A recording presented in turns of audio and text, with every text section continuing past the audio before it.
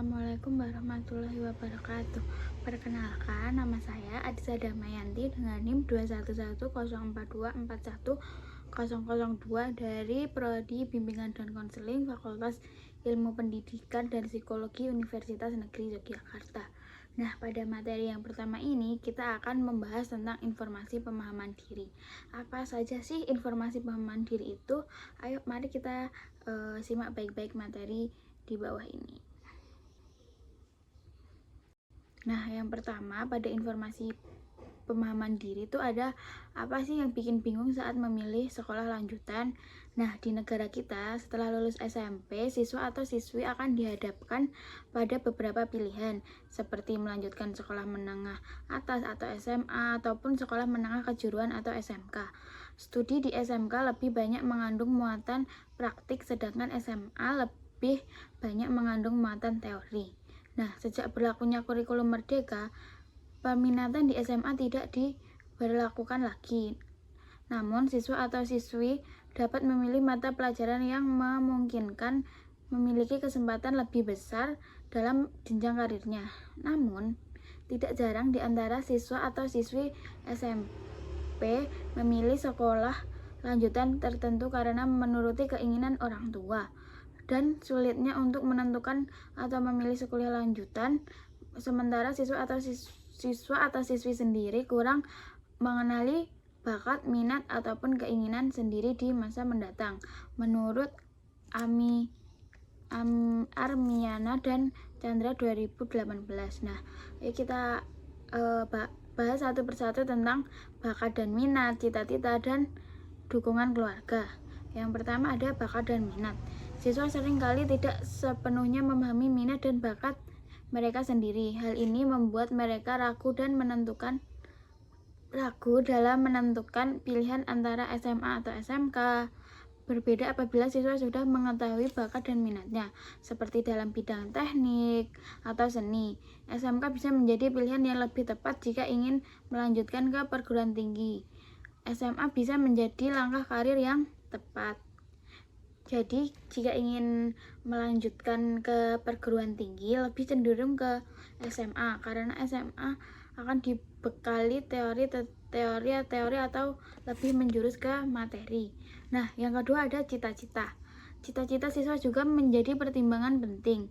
Siswa yang bercita-cita untuk melanjutkan ke perguruan tinggi biasanya lebih memilih SMA, sedangkan mereka yang ingin segera bekerja setelah lulus mungkin lebih cenderung ke SMK, karena jenjang SMA lebih menekankan bidang teoritis dan ilmu secara tidak langsung, berbeda dengan SMK yang menerapkan ilmu praktik atau teknis. Nah, seperti itu. Dan yang ketiga ada dukungan keluarga. Dukungan emosional dari keluarga sebagai orang terdekat siswa sangat penting dalam mengurangi kecemasan dalam pemilihan sekolah lanjutan. Ketika orang tua mendukung pilihan anak dan memberikan ruang bagi mereka untuk mengeksplorasi minat dan bakat mereka, siswa cenderung merasa lebih percaya diri dalam membuat keputusan untuk memilih sekolah lanjutan. Nah, untuk materi yang kedua ada apa yang bikin siswa bingung saat menentukan sekolah lanjutan.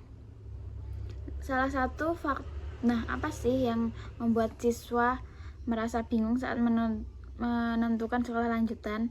Salah satu faktor utama adalah minimnya pengetahuan tentang pilihan yang tersedia, termasuk jurusan dan prospek karir setelah lulus. Banyak siswa merasa tidak memiliki informasi yang cukup untuk membuat keputusan yang tepat, sehingga mereka ragu dalam menentukan pilihan. Selain itu, kondisi psikologi siswa seperti rasa takut, tidak mampu bersaing di sekolah yang lebih tinggi, ditambah dengan adanya pengaruh teman sebaya seringkali membuat siswa mengikuti pilihan teman tanpa mempertimbangkan kemanapun dan minat pribadi, sehingga keputusan yang diambil cenderung tidak mencerminkan keinginan yang sebenarnya. Nah, itu yang bikin bingung saat menentukan sekolah lanjutan. Nah, materi yang selanjutnya ada kapan sih biasanya siswa mulai galak atau kebingungan menentukan sekolah lanjutan? Berbagai pertanyaan mengenai pilihan sekolah lanjutan tentu sudah dialami oleh siswa atau siswi SMP kelas 9 khususnya saat menjelang akhir semester. Ketika mereka harus menghadapi berbagai pilihan yang tersedia untuk melanjutkan pendidikan ke sekolah lanjutan. Saat ini mereka dihadapkan pada banyaknya informasi tentang SMA dan SMK. Kebingungan ini biasanya meningkat saat mereka mulai mendengarkan pendapat dari teman sebaya, keluarga, guru BK, dan guru-guru mata pelajaran lainnya mengenai saran yang bertentangan dengan keinginan pribadi. Nah, yang selanjutnya adalah materi kebingungan itu datang dari mana ya? Nah, salah satu lokasi utama adalah di sekolah karena banyak teman yang memberi masukan, ngobrol dengan guru, itu pastinya juga membuat siswa merasa kebingungan untuk menentukan sekolah lanjutan. Terutama saat mereka mengikuti arahan dari guru BK atau kegiatan bimbingan klasikal yang membahas mengenai karir. Selain itu, kebingungan mereka juga dapat muncul di rumah ketika siswa berinteraksi dengan orang tua yang memiliki harapan dan aspirasi tertentu, tetapi kurang memahami bakat minat anak sehingga siswa semakin bingung dalam menentukan pilihan yang tepat. Nah, seperti itu. Oke, kita lanjut tentang siapa sih yang merasa kebingungan saat memilih sekolah lanjutan. Nah, banyak siswa dan orang tua merasa bingung dalam memilih sekolah lanjutan yang tepat. Kebingungan ini seringkali disebabkan oleh berbagai faktor, seperti perbedaan kurikulum, reputasi sekolah, serta minat dan bakat siswa itu sendiri. Selain itu, informasi yang beragam dan kadang bertentangan mengenai keunggulan masing-masing sekolah juga menambah kerumitan dalam pengambilan keputusan. Oke, kita lanjut ke materi yang selanjutnya. Bagaimana cara mendapatkan informasi tentang sekolah lanjutan? Siswa dan orang tua dapat memanfaatkan layanan bimbingan dan konseling yang berada di sekolah. Guru BK dapat membantu siswa untuk mengevaluasi minat dan bakat mereka serta memberikan saran yang sesuai dengan minat dan bakat yang dimiliki oleh siswa. Selain itu, orang tua dan siswa juga dapat mencari informasi melalui situs web resmi sekolah dan berdiskusi dengan alumni atau siswa yang saat ini bersekolah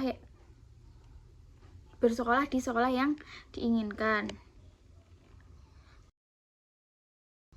Nah, untuk bagian satu ini ternyata materinya sudah selesai nih. Kita akan lanjut ke bagian 2. See you.